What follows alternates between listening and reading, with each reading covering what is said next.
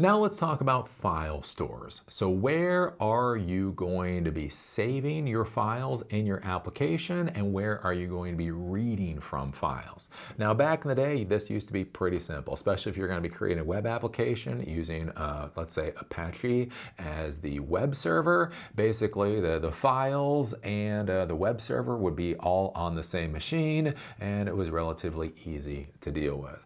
In the modern world, again, things have gotten more complicated. They've scaled up. There's a whole bunch more options out there. And so you are going to have to consider, where are the files going to be stored that your application is going to need in order to be able to run. So if you're creating an application that's going to be local, so maybe it's going to be on your mobile phone, or maybe it's going to be on your desktop computer or an IoT device, basically the file store will simply be on the device itself. So basically you will simply have a partition on your device, and then you'll be able to save to the device. You'll read and write to that partition.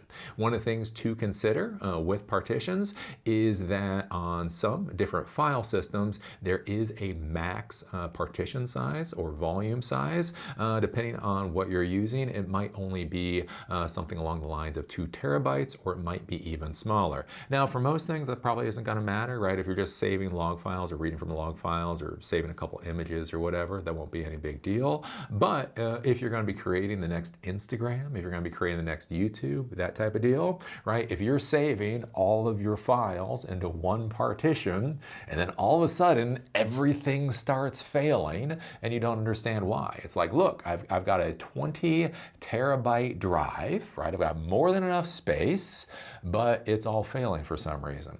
The reason might be is because basically the partition or the volume size on that particular drive may literally max out at 2 terabytes. Even though you've got a 20 terabyte drive, it can't see any more than 2 terabytes, and that is something that you're going to need to consider.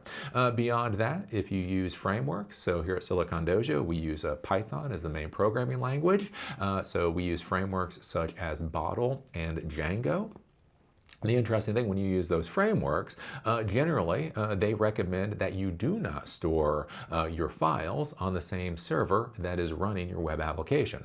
So with the Bottle web app framework or the Django web app framework, basically you use Python in order to create your web application. So, you know, all the connections to the databases, all the connections to the APIs, all of that kind of stuff basically you can do in Django and Bottle with Python.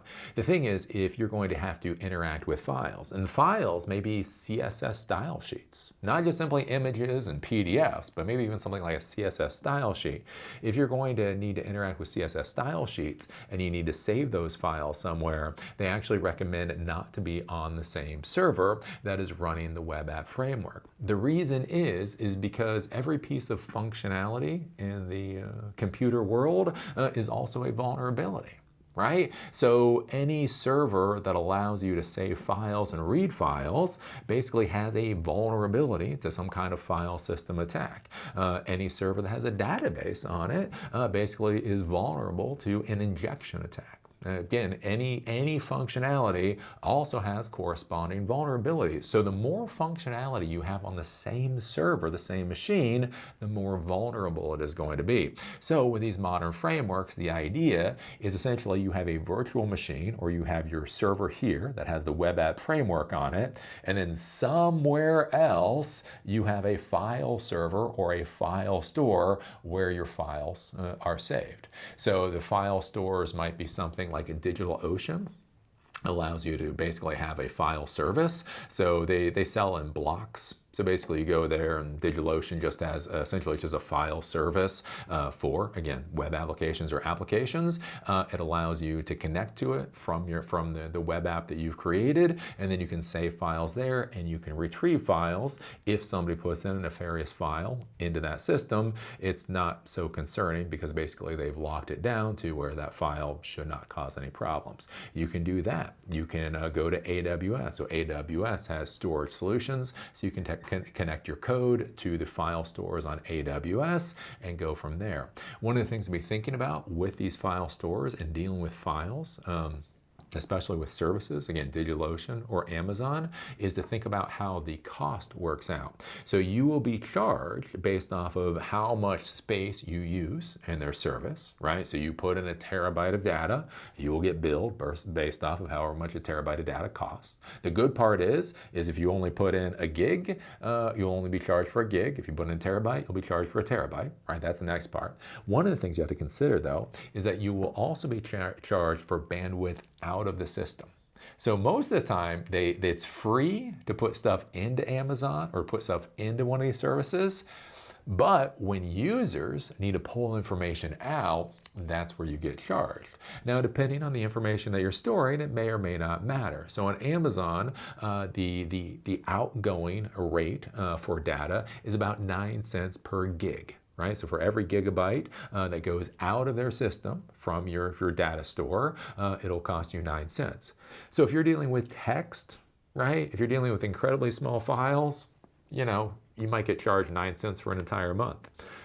The thing to be careful about, if you have image files, right? If you have pictures, especially high resolution pictures, like when you take a picture now with your iPhone, it might be 10 megs in size, right? So for every 90 images that are displayed to your user, that might cost you 9 cents. Where again, something to think about is at scale. Well, if you're sitting there playing with it, who cares? It costs you 9 cents. You have a nice little toy that you're playing with. But if you have 100 people or 1,000 people or 10,000 people using it, that can be a problem. And then the other thing to be thinking about is, again, think about things like video files. A video file might be a gig on its own or 10 gigs on its own. Like I record these videos in 4K and then upload them to YouTube. So this video that you're watching right now will probably be 8 gigs in size. I will upload it to YouTube or into the other video platform that I use. They will process it and they will deliver it to you. Now think about if I was using Amazon in order to deliver this video, it might cost like $1 or something like that simply for you to watch the video off of their systems. And so that's one of the things that you need to consider when you're going to be figuring out what data store that you're going to use. The good thing is if your data store is basically on the server that you're already using, it shouldn't cost you any additional money, but there are security concerns and you'll be limited based off of bandwidth and things based off of whatever your ISP connection is. On the other hand, if you go over to Amazon or some other kind of file service that's on the internet, the value there is you'll only be charged for what you use. You'll get much better performance out of their infrastructure, but if you don't do your math right, it might also bankrupt your startup if you do something wrong. So those are some of the things to consider about file stores and basically give you a simple idea of what a file store is in the world of programming.